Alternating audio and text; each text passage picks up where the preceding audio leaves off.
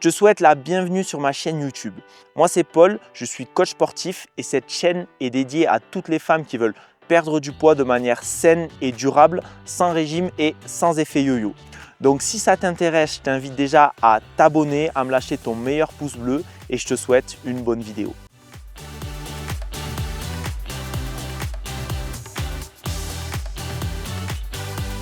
Aujourd'hui, on va parler de la règle des 10 minutes.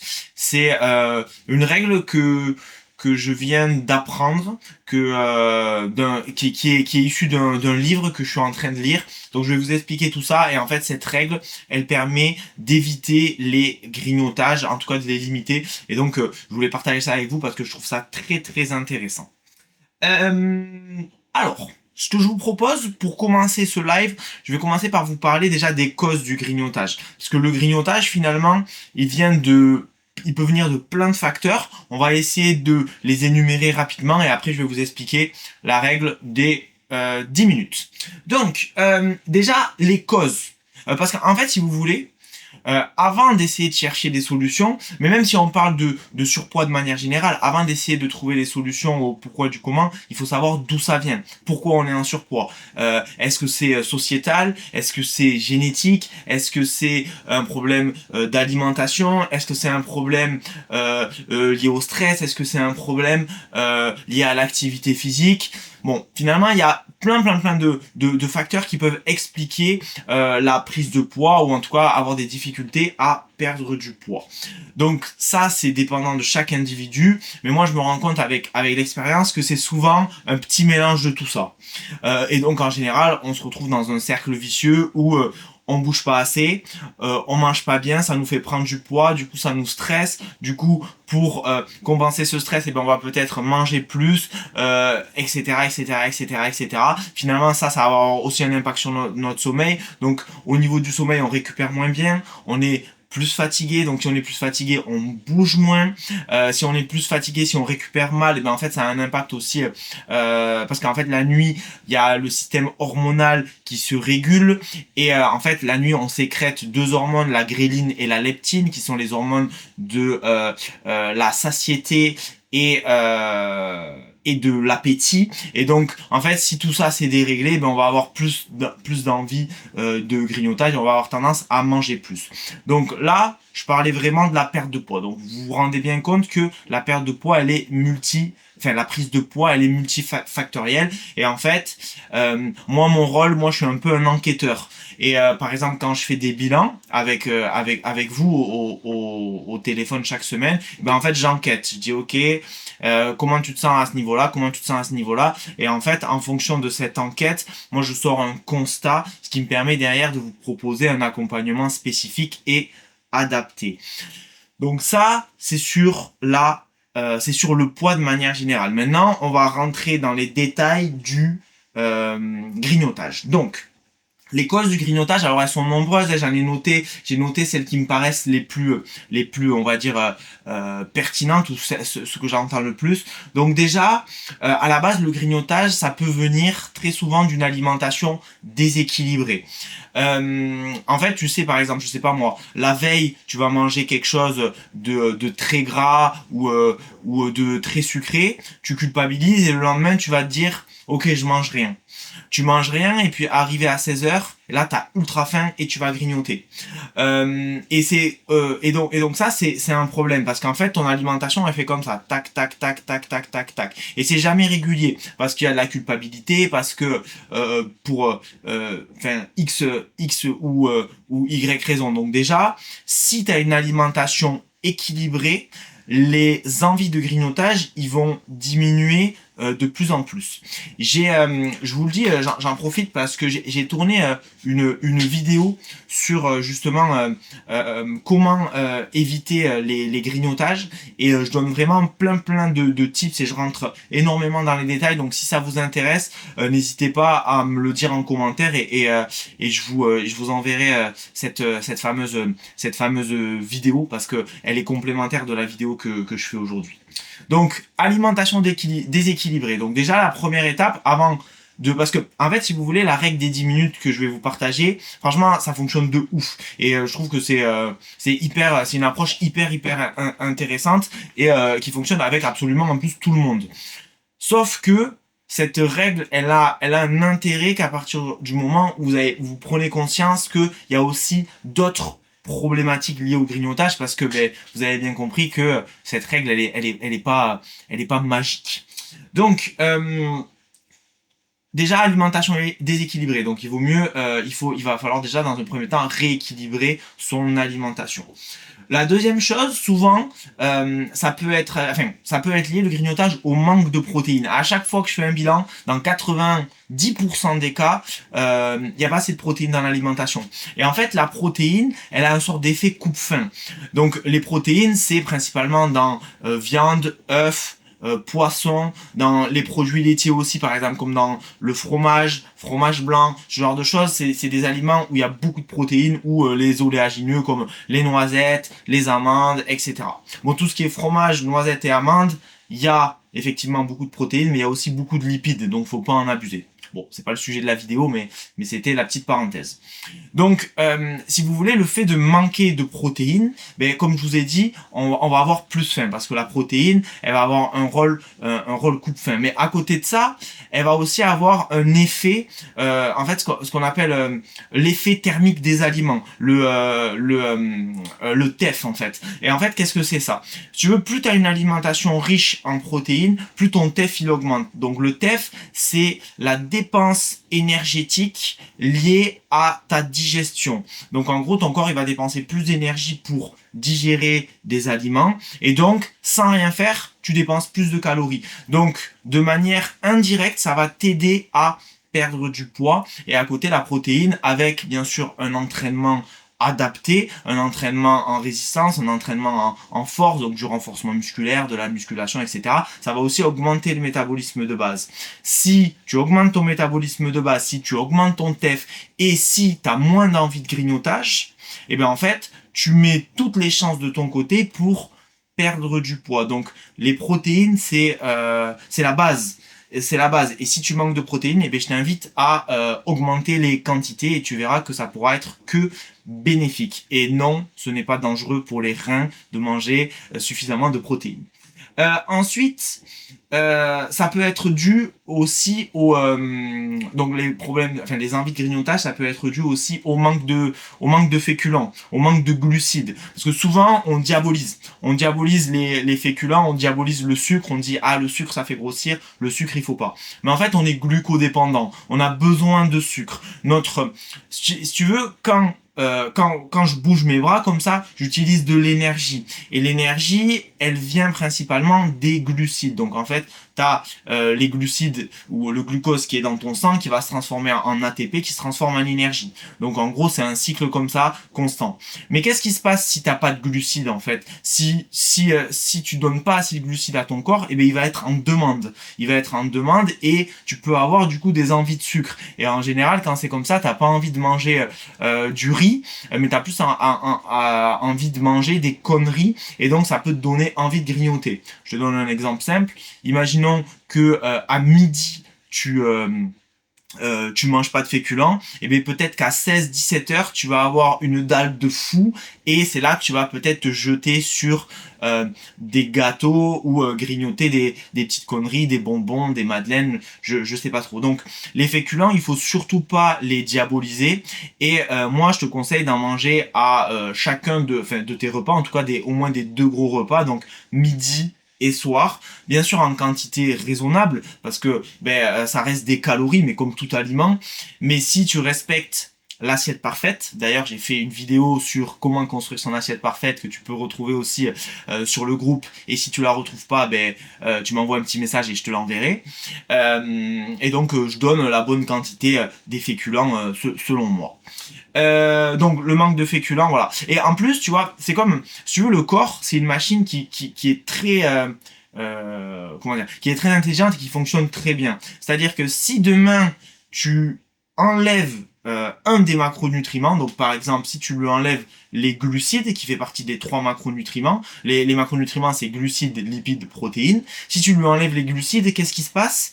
Eh bien en fait, il va avoir la capacité de transformer les lipides que tu amènes via l'alimentation en glucides et ensuite en énergie. C'est ce qu'on appelle la néoglucogénèse ou la gluconéogénèse, je crois qu'on dit les deux. Bref, et donc du coup c'est un peu le principe des fameuses diètes cétogènes. Mais en fait ça sert à rien de faire compliqué quand on peut faire simple, ça sert à rien d'apporter des lipides à ton corps, pas de glucides pour qu'il transforme les lipides en énergie. Enfin c'est complètement contre-intuitif et donc il faut lui apporter du sucre, mais en fait, en tout cas des féculents, des glucides, des bonnes sources de glucides et surtout des sources de glucides de qualité. Donc, si je dois résumer un petit peu tout ça par rapport aux féculents, mange des féculents. Les féculents, c'est pas le problème. Les problèmes, il y en a peut-être partout, mais les féculents, c'est pas le problème si ils sont en quantité raisonnable et si c'est des féculents de bonne qualité. Ensuite, ce que j'ai mis aussi, les grignotages, ils peuvent venir d'une période de jeûne qui est trop longue. Je m'explique. Pareil, imaginons, tu manges pas le matin. Tu manges pas le matin et là, arrive 10h, 10h30, t'es au taf, tu passes devant la machine à café et t'as qu'une envie, et ben c'est manger des sucreries ou prendre, je sais pas, des petites malènes, des choses comme ça. Mais c'est parce qu'en fait, t'es à jeun et ton corps, ben il a faim. Et quand on a faim, en fait, la sensation de faim, ben il y a rien de pire que ça pour craquer et pour grignoter. Donc ça c'est le matin, mais ça fonctionne aussi pour l'après-midi. Donc si à midi tu manges et que tu manges pas jusqu'au soir, imaginons que tu rentres chez toi et tu manges à 19-20 heures ou même 21 heures, j'en sais rien, et bien là la période de jeûne elle est de 6, 7, 8 heures. C'est long, hein. Et donc sur cette période-là, tu risques d'avoir un pic de faim. Et ce pic de faim, il est pas bon parce que quand tu as ce pic de faim, t'as qu'une envie, c'est de manger un peu n'importe quoi. Donc pour éviter ça, qu'est-ce qu'il faut faire? Eh bien, il faut faire des repas plus régulièrement. Et c'est pour ça que moi, dans mes accompagnements, dans ma vision, j'explique qu'il faut faire une collation l'après-midi, une collation riche en protéines qui va avoir un effet coupe-faim, mais par contre quelque chose de sain, de riche en bonnes calories, en bons macros et micronutriments pour finalement que tu aies calmer ta faim et derrière pouvoir éviter les grignotages, parce qu'en fait je considère pas une collation comme un grignotage. Quand je parle de grignotage, je parle surtout des grignotages de malbouffe, quoi, des conneries, quoi. Donc voilà, par exemple, si tu goûtes avec tes enfants à 16-17 heures, et ben voilà, c'est ce moment-là où il va falloir privilégier plutôt des trucs comme, je sais pas moi, un bol cake, ça peut être du fromage blanc avec un peu de confiture, voilà, ça dépend, il y a plein de choses, mais en tout cas là j'ai cette idée-là en tête. Donc ce que j'ai mis c'est période trop longue de jeûne et pas assez de repas par jour. Donc moi mes recommandations c'est faire 4 repas par jour, petit-déj, midi, collation, soir. Si tu fais ça, ça lisse ta faim. Et souvent on pense que pour perdre du poids, il faut manger peu. Alors que c'est pas le cas. Pour perdre du poids, il faut manger beaucoup, mais des aliments avec une densité calorique faible. Par exemple, tu vois, je te donne un exemple, la pastèque, c'est tu peux en manger beaucoup, c'est sucré, c'est bon et c'est très très peu calorique. Donc tu vas pouvoir te faire un bol de pastèque, ça aura que peu de calories. Alors que si tu fais, je sais pas moi, si tu manges du fromage, tu vas en manger un tout petit bout comme ça, et bien ça va être hyper calorique. Et donc du coup, il faut faire des choix judicieux dans son alimentation, mais il faut manger beaucoup. Et par exemple, je te donne un exemple simple, mais c'est pour ça qu'on dit que les fruits et les légumes, eh bien, on peut en consommer à volonté. Alors on pourrait mettre un peu de nuance là-dessus, mais c'est pour faire simple, parce que quoi, c'est riche en eau, et donc du coup, c'est riche en eau, donc finalement en termes de calories, c'est assez bas, ça permet d'avoir un gros volume alimentaire, des grosses assiettes, on a l'impression de manger beaucoup, et ça nous aide à perdre du poids, à réduire notre apport calorique. Donc, pour perdre du poids, il faut manger beaucoup, il faut manger intelligemment et il faut manger souvent. Donc, c'est pour ça que je conseille 4 repas par jour. Ensuite, une des autres causes du grignotage, ça peut être tout simplement des mauvaises habitudes depuis des années. Quand tu as de mauvaises habitudes depuis longtemps, ben, c'est dur en fait de faire les choses différemment parce que c'est devenu normal pour toi. Et en fait, le problème de ça, c'est que la normalité, elle est différente chez chaque individu. Par exemple, moi aujourd'hui, ma normalité, c'est de prendre une collation saine. Je trouve ça normal. Si demain je me mets à manger des gâteaux, je vais me dire, là il y a un truc qui cloche, là c'est pas normal. Alors que peut-être dans ta normalité à toi, tu as pris l'habitude de prendre des gâteaux, et quand tu prends des gâteaux, pour toi c'est normal, ça fait partie de ton quotidien, et donc de tes habitudes, t'as compris. Donc, il va falloir, en fait, tout simplement changer de normalité et, et changer ses habitudes. Ça se fait de manière progressive, ça se fait pas du jour au lendemain. Le but, c'est de pas passer du noir au blanc du jour au lendemain, mais d'y aller petit à petit, progressivement, et au fur et à mesure, ça ira mieux. Donc, mauvaise habitude. Le dernier, j'ai mis grignotage émotionnel. Vous savez, vous avez très certainement dû entendre parler de manger ses émotions. Je mange ses émotions, par exemple, quand vous vous sentez pas bien, quand vous avez un coup de mou, quand votre vie, elle vous convient pas, que ce soit au niveau professionnel, au niveau de vos relations sociales, votre relation de couple, où c'est qu'on se réfugie, c'est quoi le plus simple? En fait, c'est les écrans, parce que les écrans, finalement, ça nous hypnotise un petit peu, et également le sucre ou en tout cas les petits grignotages, parce que ça nous réconforte. Et donc, une glace ou du chocolat devant une série Netflix, y a rien de plus réconfortant, en tout cas sur le moment. Mais le problème, c'est que c'est petits plaisirs à court terme, s'ils sont cumulés sur plusieurs jours, semaines, mois, années, ça a des conséquences à la fois sur le poids et sur la santé. Donc, il faut arriver à le conscientiser, ça. Il faut arriver à s'en détacher.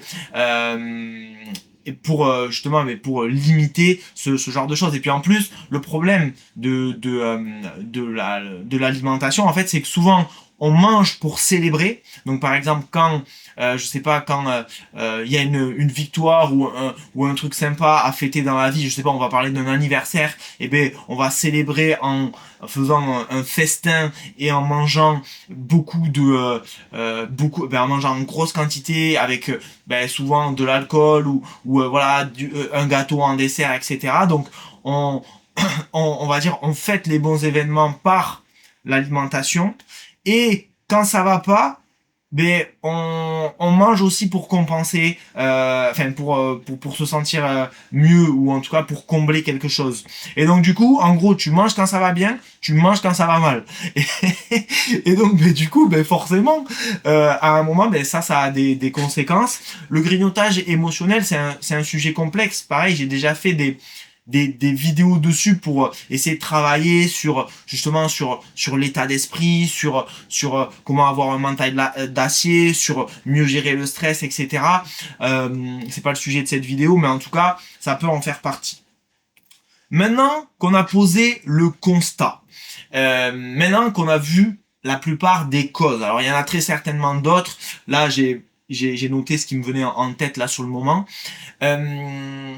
Maintenant, place aux solutions. Et la solution que j'ai à vous proposer aujourd'hui, au-delà de toutes les solutions que je vous ai déjà proposées, parce que je vous ai dit de manger plus de protéines, je vous ai dit de manger plus de repas par jour, je vous ai dit de manger des féculents à chaque repas, je vous ai déjà donné pas mal de tips qui peuvent être intéressants pour limiter les grignotages. Mais maintenant, place au sujet du jour, règle des 10 minutes.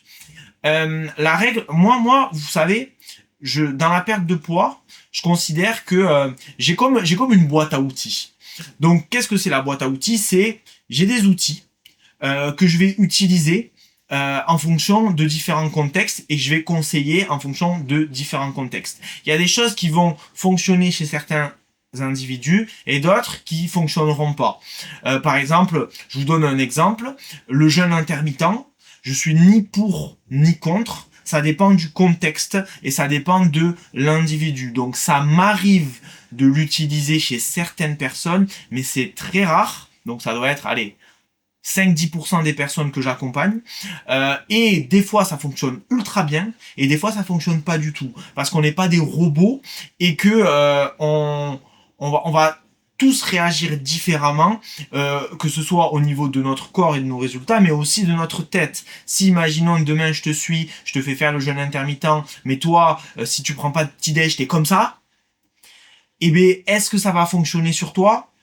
Peut-être pas, tu vois. Donc, ça dépend toujours du contexte. Et donc, moi, j'ai plein d'outils comme ça, et la règle des 10 minutes, ça fait partie d'un des outils, donc ça reste un élément dans un contexte global et dans un océan. Bref, j'ai parlé beaucoup pour vous et vous allez voir que la règle des 10 minutes, je vais vous l'expliquer en 30 secondes. Donc, déjà, je la sors pas de mon chapeau, cette règle. Je la sors d'un livre que je suis en train d'écouter en audio qui s'appelle Concentraction. Pas concentration, concentration.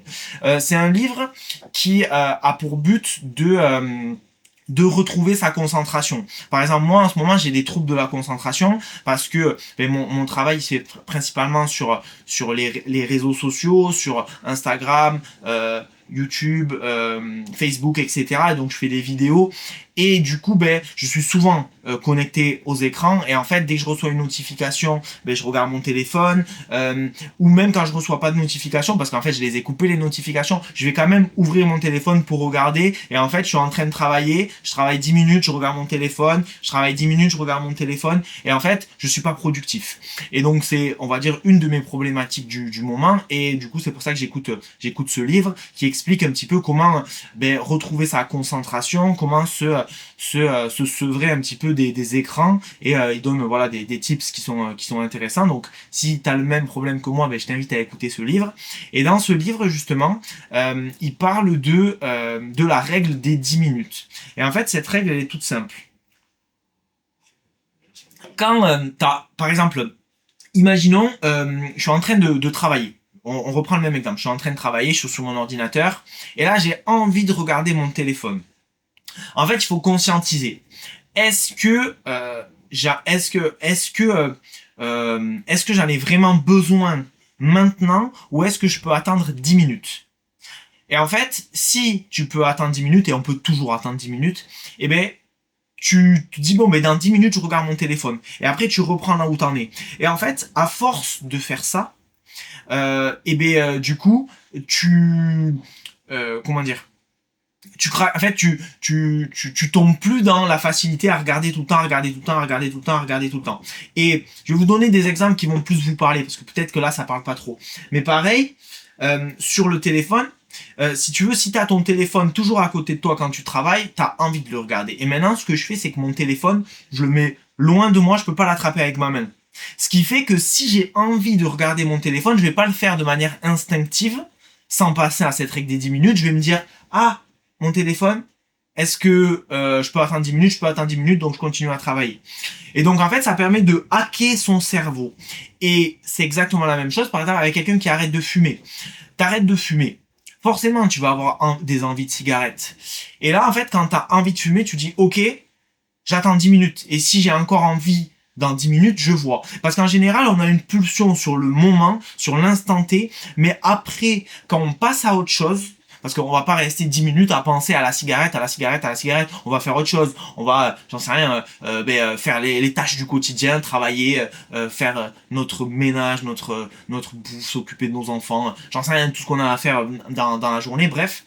Donc, on passe à autre chose. Et en général, on passe à autre chose et on oublie. Et cette envie, elle diminue. Et là, tu vois où je veux en venir, tu fais la même chose sur l'alimentation, c'est quand tu as une pulsion alimentaire, tu te dis, une pulsion sucrée, une pulsion de grignotage, tu te dis, je vais attendre 10 minutes. Ok, dans 10 minutes, si j'ai encore envie, Je vois, tu vois. Et en général, l'envie la plus forte, c'est au moment où vraiment on en pense, on en a envie. Mais si on passe à autre chose, eh bien en fait, cette envie, elle disparaît. Et en fait, c'était pas un réel besoin, c'était pas une réelle nécessité, mais juste une pulsion qui finalement qui va s'en aller. Et ça peut paraître très simpliste comme règle, mais moi je crois beaucoup en la simplicité. Souvent on cherche des méthodes miracles, des trucs de ouf pour perdre du poids ou pour retrouver la forme, mais en fait c'est ce qui fonctionne le mieux, c'est la simplicité. La simplicité, c'est la clé du succès selon moi. Et donc, ça c'est simple parce que juste tu te dis, ok, dans 10 minutes. Et franchement, essaye-le. Envoie-moi, si t'as des, on va dire des soucis de grignotage ou t'as des envies de sucre ou ce genre de truc, essaye. Essaye et tu me diras si ça t'a pas aidé. Alors, encore une fois, je me répète un peu, c'est pas magique, mais c'est un outil qui peut être selon moi très intéressant. Et je te donne un autre exemple pour finir. C'est comme quand, je sais pas, tu passes devant la boulangerie. Euh, Ok, devant la boulangerie, trop bien. Et t'as trop envie de t'arrêter pour manger un truc. Si tu fais cette règle des 10 minutes, tu dis, ok, je m'arrête pas, je me laisse 10 minutes et je vois. Et je t'assure que tu vas passer à autre chose. Et même si l'envie est forte sur le moment, si tu te dis 10 minutes, je me laisse 10 minutes pour voir, il y a 90% de chances que tu craques pas. Et donc, ben, que tu sois dans une démarche de mieux-être. Mmh. Écoutez, les filles, en tout cas, merci de votre écoute. J'espère vraiment que cette vidéo vous aura aidé. Si vous avez des questions, n'hésitez pas à m'envoyer à m'envoyer des messages. Pour celles qui veulent prendre leur rendez-vous bilan, ben, pour rappel, le rendez-vous bilan, il est gratuit, il se passe ben, avec moi. Et du coup, ben, on s'appelle, on fait un point de votre situation et je vois si je peux vous aider et vous accompagner dans votre démarche de perte de poids. Si ça vous intéresse, vous pouvez m'envoyer un message, commenter le mot-clé bilan où il y a des liens un petit peu partout pour prendre un rendez-vous. Voilà l'équipe, je vous souhaite en tout cas une très bonne soirée et je vous dis ben, à très vite. Ciao ciao.